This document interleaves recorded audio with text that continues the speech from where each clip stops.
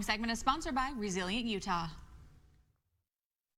As the end of the school year approaches, there's one last lesson we all hope our kids learn: how to be resilient. Here to share more about how we can teach this to our kids and celebrate educators that demonstrate this important skill is Barbara Smith, Executive Director of Resilient Utah. Welcome, Barbara. Thank you, Carrie. Appreciate it. Glad to be here. So great to have. It's so good to have you here. Okay, so why is resiliency so important? Resiliency really gets us through things. I think we all saw that through the COVID years, how important resiliency was, not just for adults, but for children. And we found out that we're not all as resilient as we thought we were. Yeah, it sure put us through a lot, sure. And as the school approaches, and it's the end of the year, how can we encourage educators to teach us resiliency?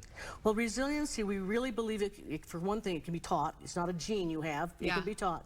And we really want our young children to learn resiliency so they have those skills before they enter those bumpy teen years.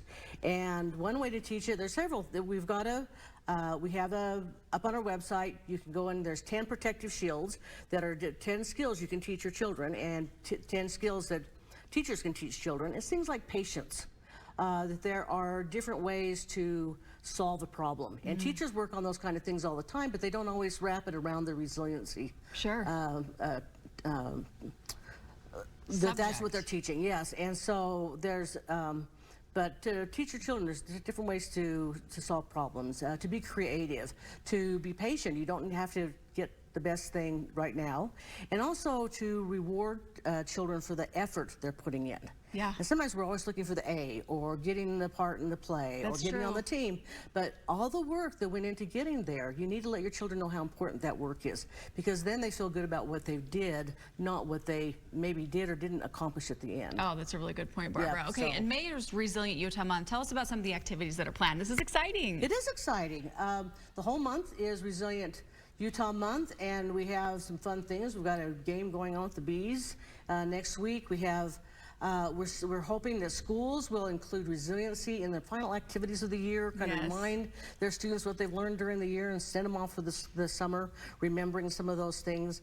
And one of the things that we're doing is we're recognizing our schools and our teachers for all the work they've been doing to teach resiliency in their schools. And so we have the Resilient Utah Education Shield Awards that we're giving out.